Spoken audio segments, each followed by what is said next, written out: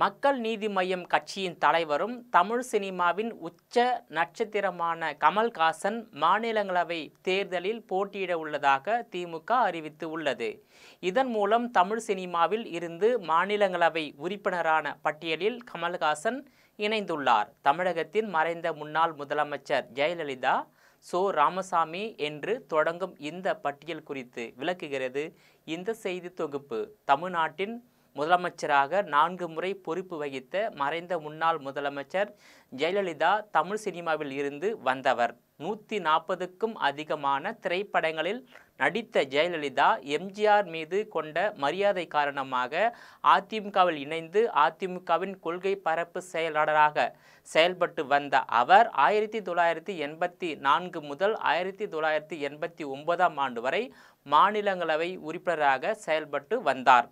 அதேபோல் நடிகர் சிவாஜி கணேசன் தமிழ் சினிமாவில் 200க்கும் அதிகமான படங்களில் நடித்தவர்.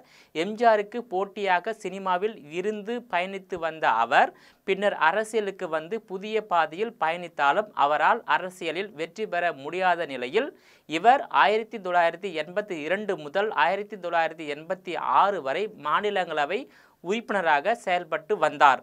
அதேபோல் தமிழ் சினிமாவில் 800க்கும் அதிகமான படங்களில் நடித்தவர் எஸ் சந்திரன். நடிகர் விஜய் நடித்த ஒன்ஸ் மோர் படத்தில் முக்கிய கதாபாத்திரத்தில் நடித்த இவர் எம்ஜிஆர் காலத்தில் இருந்து அதிமுகவில் செயல்பட்டு வந்துள்ளார். அதிமுகவுக்கு ஜெயலலிதா தலைமை ஏற்ற பின்னரும் அவருடன் பயணித்து வந்த அவருக்கு 2001ஆம் ஆண்டு மாநிலங்களவை உறுப்பினர் பதவி அளிக்கப்பட்டது. இதனைத் தொடர்ந்து நடிகரும் பத்திரிகையாளருமான ராமசாமி 200க்கும் அதிகமான திரைப்படங்களில் நடித்துள்ள இவர் தேசிய அளவில் ஏராளமான அரசியல் பிரபலங்களுடன் நட்பில் இருந்து வந்ததோடு அரசியல் சாணக்கியராக இருந்து வந்தார். இவர் இந்தியாவின் மறைந்த முன்னாள் பிரதமர் வாஜ்பாயால் தேர்வு செய்யப்பட்டு 1999 முதல் 2005 வரை மாநிலங்களவை உறுப்பினராக செயல்பட்டு வந்தார். இந்த பட்டியலில் நடிகர் சரத்குமாரும் இருப்பது பலருக்கும் ஆச்சரியத்தை கொடுக்கலாம். சமத்துவ மக்கள் கட்சியை தொடங்குவதற்கு முன்பாக திமுக சார்பாக 2001ஆம் ஆண்டு மாநிலங்களவை உறுப்பினராக தேர்வு செய்யப்பட்டு அனுப்பி வைக்கப்பட்டார். அதன் பின் திமுக உடனான மோதல் போக்கால் 2007இல் சமத்துவ மக்கள் கட்சியை தொடங்கினார். அதனை தற்போது பாஜகவில் இணைத்து அக்கட்சியுடன் பயணித்து வருகிறார். இந்த பட்டியலில் தற்போது கமல்ஹாசன் இணைந்துள்ளார்.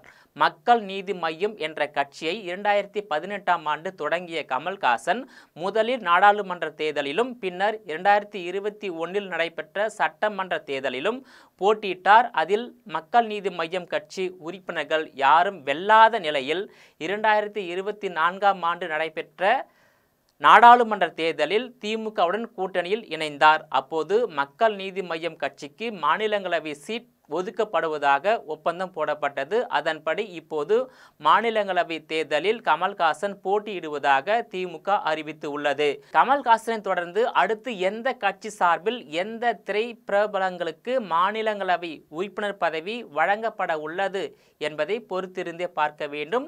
திரைத்துறையில் இருந்து அரசியலுக்கு வரும் திரை பிரபலங்கள் அதிமுக அல்லது திமுக என இவ்விரு கட்சிகளின் ஆதரவு இல்லாமல் தமிழக அரசியலில் ஜொலிக்க முடியாது என்ற நிலையே தொடர்ந்து வருகிறது.